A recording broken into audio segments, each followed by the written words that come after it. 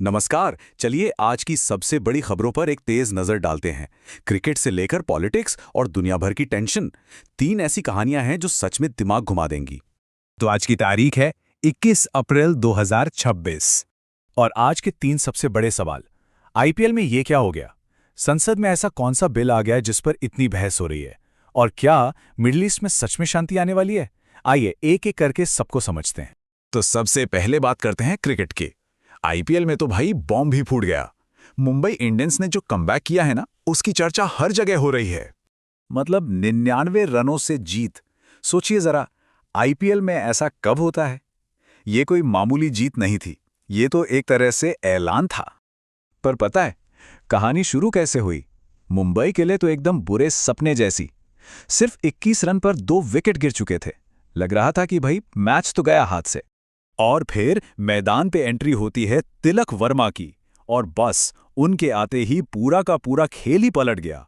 सिर्फ 45 गेंदें, जी हां, सिर्फ 45 गेंदें खेली तिलक वर्मा ने, और इन 45 गेंदों में ठोक दिए पूरे 100 रन। एक शानदार सेंचुरी, टी20 क्रिकेट की सबसे तेज सेंचुरीज में से एक, और जो मैच हाथ से निकल चुका था उसे वापस खींच लाए। तो नतीजा क्या हुआ? मुंबई ने बनाए 199 रन, एक पहाड़ जैसा स्कोर। और इसके जवाब में गुजरात टाइटंस, पूरी टीम सिमट गई सिर्फ 100 रन पर। और इस तरह हुई 99 रनों की वो धमाकेदार जीत।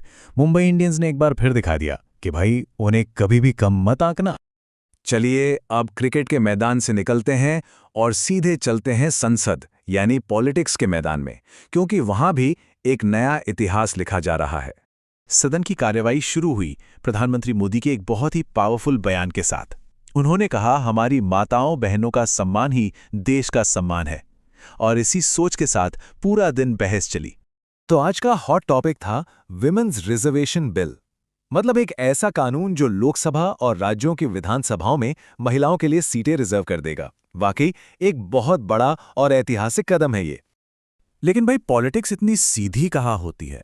एक तरफ तो इस विमेन्स रिजर्वेशन बिल को लगभग सभी का सपोर्ट मिल रहा है, पर दूसरी तरफ इसी से जुड़ा एक और बिल है, डीलिमिटेशन बिल, जिसका जोरदार विरोध हो रहा है। क्यों? क्योंकि कई पार्टियों को लगता है कि इससे कुछ राज्यों को पॉलिटिकल नुकसान हो सकता है। तो देश की पॉलिटिक्स से अब चलते हैं इंटरनेशनल अफेयर्स की तरफ। नजर डालते हैं मिडिल ईस्ट पर, जहां एक तरफ तो टेंशन है और दूसरी तरफ शांति की उम्मीद भी।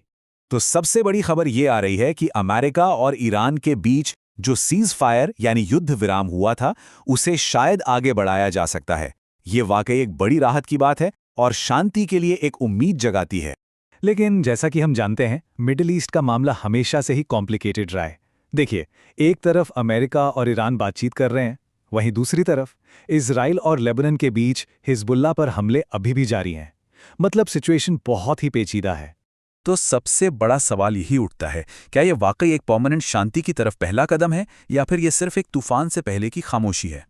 तो स्पोर्ट्स, पार्लियामेंट और दुनिया, आज हमने देखा कि कैसे एक अकेला खिलाड़ी पूरा मैच पलट सकता है, कैसे एक कानून पूरे समाज को बदलने की हिम्मत रखता है, और कैसे दुनिया में शांति की उम्मीद और टेंशन हमेशा साथ साथ चलती है। ये तीनों ही कहानियां एक ही बात बताती हैं कि कुछ भी परमानेंट नहीं है। अब देखना यह है कि कल का दिन क्या नया बदलाव लेकर आता है।